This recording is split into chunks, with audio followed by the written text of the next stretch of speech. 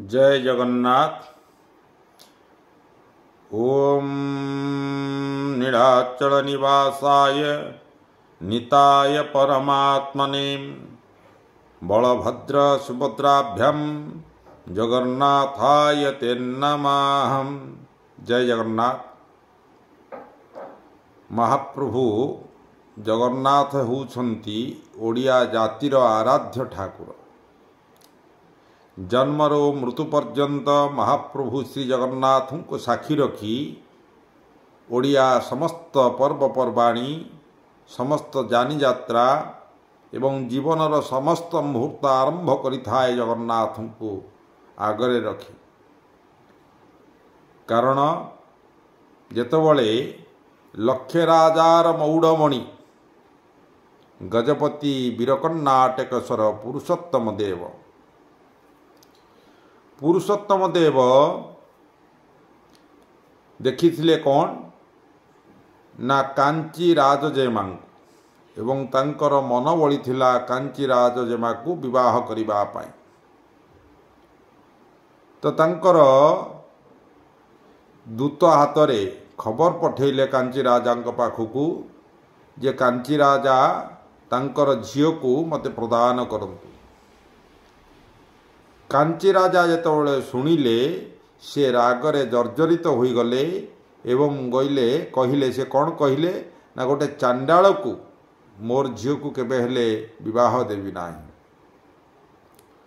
गजपति प्रतिवर्ष महाप्रभुंकर रथयात्रा रे सुनार झाड़ू धरी छेरा पहरा करती। मधु से बड़े मधुवातारुतायते मधु खेरते सिंधव माधर्नी संतोषति। जे मधुर वातावरण हेले मन मधुर हो स्थान मधुर हो एवं सागर जल लुणिया जल होइथिले मध्य ताहा भी मधुरमय हो उठिबो। ये होची आम परंपरा। जे प्रथम काम होची जे वातावरणटार शुद्धता परिष्कार परिच्छन्नता स्वच्छता आनिबा दरकार। वर्तमान आपण मान देखिबे पूजार द्रव्यर स्वच्छता नाही। जेते डुप्लिकेट जिनिस ताहा भगवान को पाखरे पूजा लगी पूजा घिओ लिखाई पूजा सामग्री लिखाई जे जोटा रिजेक्ट जिनिस से माने के बेले के ताकू खाइबेनी ताहा ही पूजा सामग्री रे आसी। तेणुकरी भगवान को आमे को स्तर को नहीं गले। तो भगवान सी राजा कौन करती ना छेरा पहरा करती। तो मना कर देइचंती पुरुषोत्तम देवंकर कांची राजा मना कर देइचंती ना मो झील को ताकू विवाह करिबिनी। तो युद्ध उद्घोषित हो गला। तो युद्ध उद्घोषित हो गला। महाप्रभु पाखरे न्यूछाड़ी होती किए ना पुरुषोत्तम देव। हे महाप्रभु मु किछि युद्ध जाने ना मो द्वारा किछि संभव हुए ना।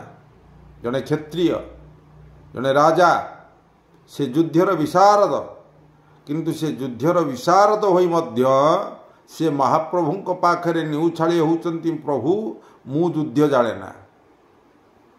किंतु वर्तमान अनेक भंड गुरु से कहते आम सबू जानीचु। अनेक भंड पंडित से माने कहते आम सबू जानीचु। अनेक धनाढ़ व्यक्ति अच्छा किसी नथिबो तांग पाखरे किंतु से माने कहते आमठू धनाढ़ संसार रे केही नाहांती। जे भगवान को पाखरे जे महानत्वतार परिचय देई थाए तार मृत्यु सुनिश्चित। तो पुरुषोत्तम देव कहउचंती जे महाप्रभु मु युद्ध जाने ना मु किछि जाने ना। तेणुकरी तुमे जीव युद्ध करबा पई मु तम पछरे रहिबी। एतिकी महाप्रभु पाखरे उछाड़ी ही पळै आछंती। तो भकत मो पिता माता भकत मो बंधु भकत हितरे नाम कृपा सिंधु। आपण देखुथिले नवदिनात्मक रथयात्रा महाप्रभु प्रतिवर्ष ओल्ही आछंती भक्त मानकर दुख सुखर साथी होवा पाई। आम ठाकुर सबू भक्तमान जी जो भाव में डाकी भगवान को बा जगन्नाथ को जगन्नाथ से ही भाव में ताकू दर्शन देते कार्यटा को संपन्न कर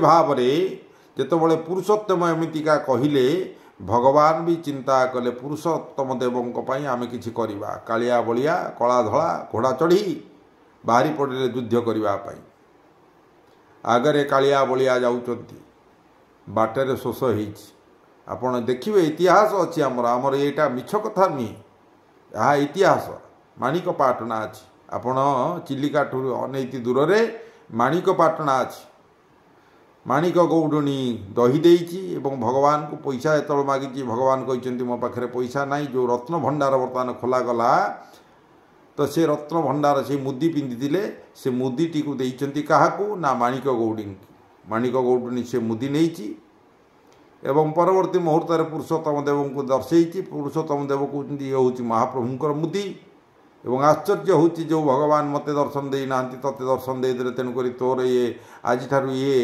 गाँर नाम हम माणिकपाटना एवं से जीति तो सेबेठू आमर परंपरा हूँ आम ओडिशावासी प्रथम आगे जगन्नाथ को रखिले आमर समस्त कार्य संपूर्ण होता। आजिकल देखूँ आजिकल बाहागर हेले ठाकुरों आज्ञामाला आसुनी रिंग सेरिमनी होची हल्दीर रेशम होची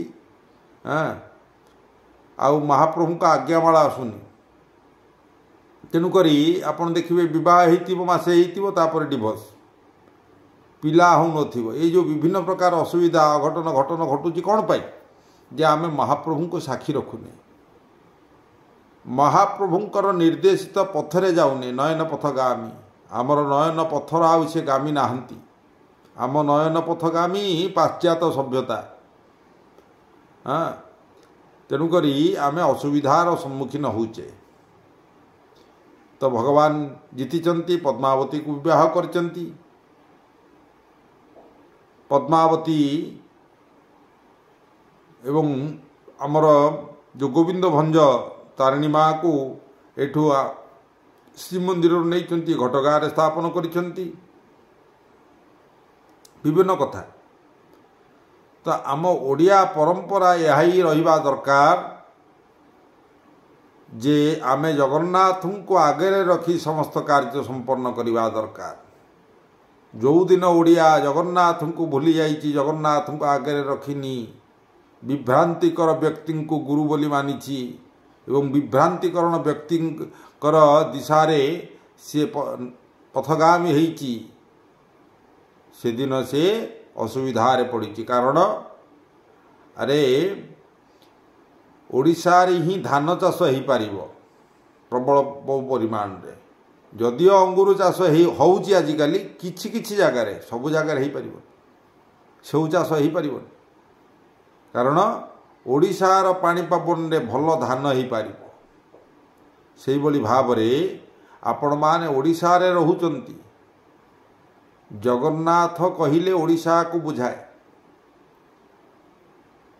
तेणुक आपण जगन्नाथ देश रे रही जगन्नाथ को छाड़ी अन्य पाखंडी देवता मानक पछरे धाइले कौन आपणकर कार्य संपन्न हब केबे हेले हबनी ना निर्माण हब केबे हेले हबनी तेणुक आपण मानक मोर अनुरोध आपण माने विभ्रांतिकरण कार्य योगदान न करी उपयुक्त कार्य योगदान करंतु घरे घरे जगन्नाथ घरे घरे नीलचक्र नेत घरे घरे